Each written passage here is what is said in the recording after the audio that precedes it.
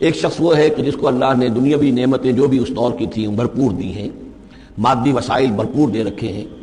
اور وہ اس قدر اس کا معاملہ ٹھیک چل رہا ہے کہ ہوتے ہوتے اس کی نگاہ اب اللہ کی طرف سے ہٹ کر ان مادی اسباب و وسائل ہی پر جم گئی ہے، اس کا توکل اور اعتماد اسی پر قائم ہو گیا ہے۔ ایک دوسرا شخص دنیاوی اعتبار سے مرفع الحال نہیں ہے، اس کے پاس دولت نہیں ہے، دنیاوی چیزیں نہیں ہیں، لیکن وہ اللہ تعالیٰ کی معرفت اسے حاصل ہے۔ وہ اس دولت مند آدمی کو کوئی نصیحت کرتا ہے کہ تم اللہ کو بھول گئے ہو، تمہیں چاہیے کہ ان تمام چیزوں کے اوپر جو بھی اللہ نے تمہیں دی ہے اس کا شکر ادا کرو، اس کا حق ادا کرو۔ لیکن اس نے اپنے گھمنڈ میں آ کر اسے بہت تلخ جواب دیا، میرے پاس یہ سب کچھ ہے، تو گویا کہ میں اللہ تعالیٰ کا لاڈلا ہوں، چہیتا ہوں، تم جوتیاں پٹخار رہے ہو، تمہارے پاس کچھ نہیں ہے، تمہاری کوئی حیثیت نہیں ہے، تمہاری حیثیت ہی نہیں کہ مجھے تم واعظ بھی کہو۔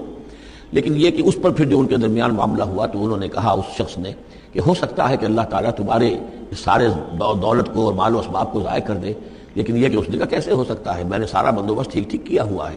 بہرحال نتیجہ یہ نکلا کہ اللہ تعالیٰ نے اس کی اس پوری دولت کو ایک طریقے سے ضائع کر دیا، اور پھر وہ اپنے ہتھیلیاں ملتا رہ گیا، کف افسوس ملتا رہ گیا، اور اس نے کہا ہائے کاش کہ میں نے اپنے رب کے ساتھ شرک نہ کیا ہوتا۔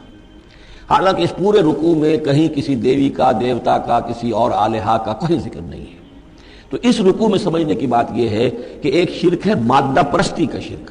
مادی اسباب و وسائل پر اتنا تکیہ ہو جائے، اتنا توکل ہو جائے، اتنا اعتماد ہو جائے کہ پھر اللہ تعالیٰ کو انسان بھول جائے، مسبب الاسباب پر سے نگاہ ہٹ جائے، اور وہ سمجھے کہ سارا اعتماد اور توکل میرا ان مادی اسباب و وسائل پر ہے۔ تو یہاں گویا کہ اس نے ان مادی وسائل و اسباب ہی کو اپنا معبود بنا لیا ہے۔ تو یہ شرک ہے جو اس دور کا سب سے بڑا شرک ہے۔ اس دور میں بت پرستی کا شرک بہت کم رہ گیا ہے، اب ستارہ پرستی کا شرک کہاں رہ گیا ہے؟ کون لوگ ہیں جو ستاروں کو پوجتے ہیں؟ اب تو انسان سمجھتا ہے ستاروں تک تو ہم پہنچ ہی جائیں گے، ہمارا علم تو پہنچ ہی چکا ہے، چاند تک ہم اتر آئے ہیں، اب چاند کو کون پوجے گا؟